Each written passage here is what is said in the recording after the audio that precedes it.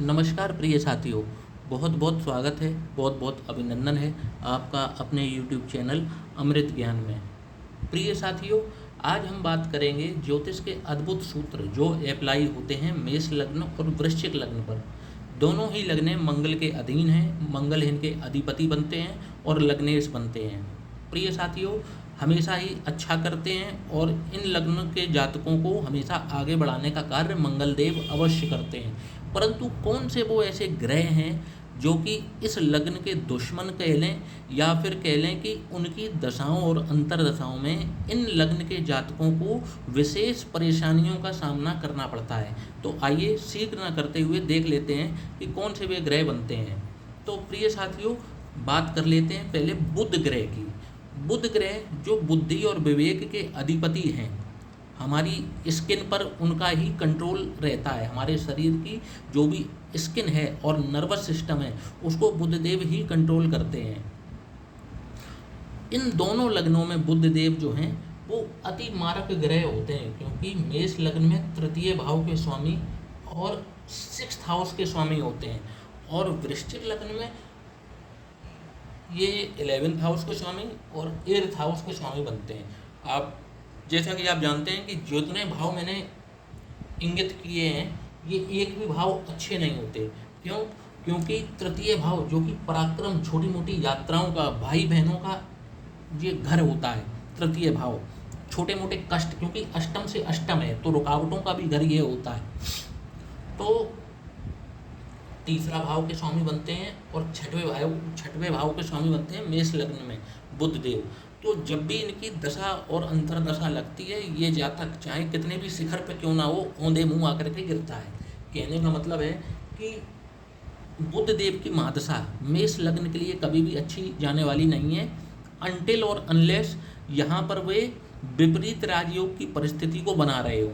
जैसे बुधदेव जो हैं 6th हाउस के लॉर्ड होकर के 8th में बैठ जाएं या 12th में बैठ जाएं तो बात एक अलग है। तो फिर ये दशा इनके लिए बहुत अच्छी भी साबित होती है, और अगर कहा जाए तो इनकी जीवन की सर्वोत्तम दशा बुध की ही बन जाती है। पर ये बहुत रेयर है। रेयर क्या है कि विपरीत राजयोग की परिस्थिति बन जाए, छठवें का स्वामी 12वें में चला जाए। जैसे कि छठवें के स्वामी बुधदेव हैं, वो यहाँ पर आकर के बैठ जाएं या अष्टम में आकर के बैठ जाएं तो यहाँ पर विपरीत राजयोग की परिस्थिति बन जाएगी, और जातक इस दशा में खूब तरक्की करेगा। धन संपदा और सम्मान उसको सब कुछ प्राप्त होगा। अन्यथा वो कहीं और बैठे हुए हैं, 6, 8 और 12 को छोड़ करके वो कहीं और बैठे हुए हैं, तो आप मान करके चलिए कि ये व्यक्ति के डाउनफॉल को लाएंगे ही लाएंगे। और इनको जो है, यदि इनके जीवन में वो दशा लगने वाली है, मान लीजिए किसी को शनि की दशा लगी हुई है और शनि के बाद आएगी किसकी, बुध की दशा, तो ऐसे जातकों को ना बुधदेव की शांति करा ही लेनी चाहिए। मतलब इनके लिए परम आवश्यक हो जाता है कि ये बुध की शांति अवश्य कराएं, और ज़्यादा से ज़्यादा गणेश जी की पूजा ये अवश्य करें।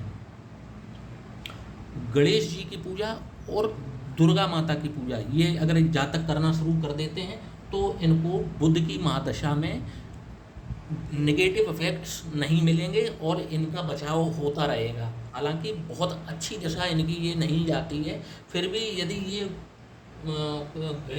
गणेश भगवान और दुर्गा माता, इन दो लोगों के अगर ये शरण में चले जाते हैं और अपना सब कुछ न्यौछावर कर देते हैं तो बुध की दशा इनके लिए अच्छी दशा में परिवर्तित हो सकती है।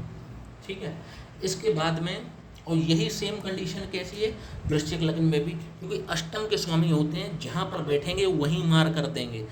11th हाउस के स्वामी होते हैं जो इच्छाओं का भाव है। यदि ये पढ़ाई कर रहे हैं, IAS PCS की भी तैयारी कर रहे हैं, वृश्चिक लग्न के, बुध की महादशा लग गई तो आपको ये मान कर चलिए आपका सिलेक्शन कभी भी होने वाला नहीं है इनकी दशा में, क्योंकि आपकी वो सबसे बड़ी इच्छा होगी और इच्छा के स्वामी यही हैं, इसको पूरा होने नहीं देंगे, क्योंकि ये अष्टम के भी स्वामी बनते हैं। तो बस वही कंडीशन है कि विपरीत राजयोग की यदि परिस्थिति बन जाती है, क्योंकि अष्टम के स्वामी हैं, 6वें में बैठ जाएं, 12वें में बैठ जाएं तो बात एक अलग है।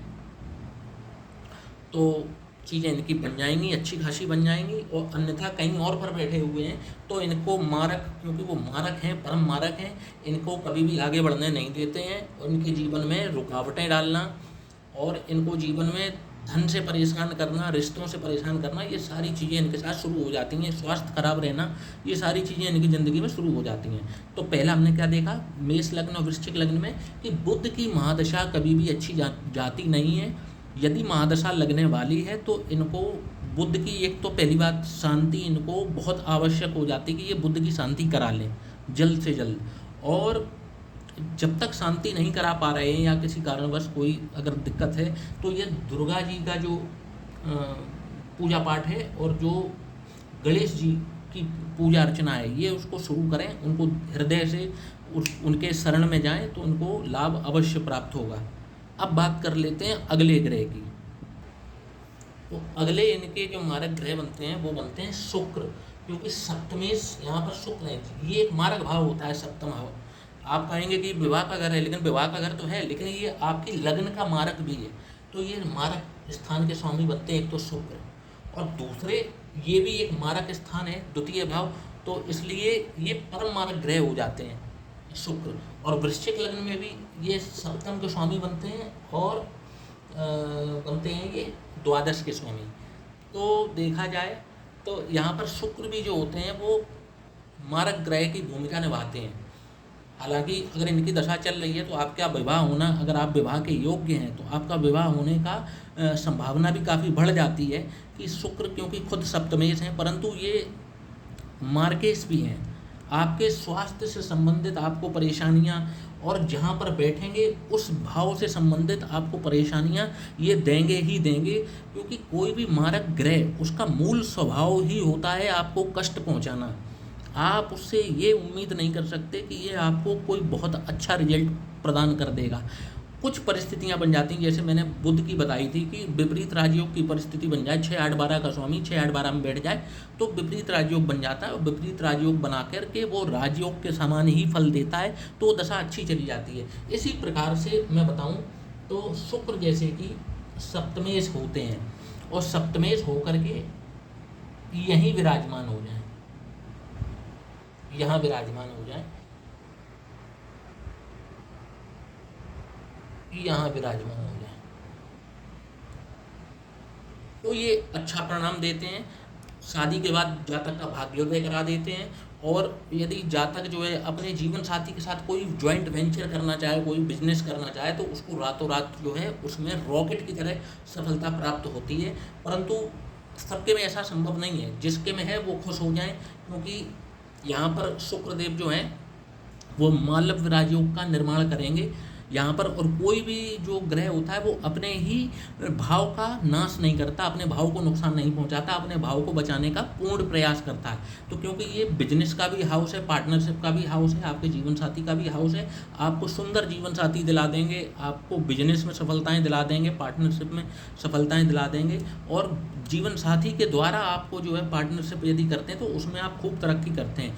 अन्यथा ये कहीं पर भी बैठेंगे जा करके तो मारक ही बनेंगे, जाके यहाँ पर बैठेंगे तो आपको सुखों में कमी ले आएंगे, यहाँ पर बैठ जाएंगे आपके पराक्रम में दिक्कत कर देंगे, यहाँ जाकर बैठेंगे आपके परिवार में जो है वो विघटन डालने का कार्य करेंगे, आपके रिश्ते खराब करने का कार्य कर देंगे। जहाँ पर भी बैठेंगे इस भाव के अलावा वहाँ पर ये मार ही करेंगे। और यहाँ को कहीं अगर ये 6 और 8 और 12 में बैठ गए जा करके तो ये और ज़्यादा परेशानी कर देंगे, जीवन साथी के स्वास्थ्य में दिक्कतें पैदा कर देंगे, और जो है आपको हो सकता है कि ये अस्पताल के चक्कर कटवा के आपको जो है परेशान कर दें। तो दूसरे ग्रह बन जाते हैं शुक्र।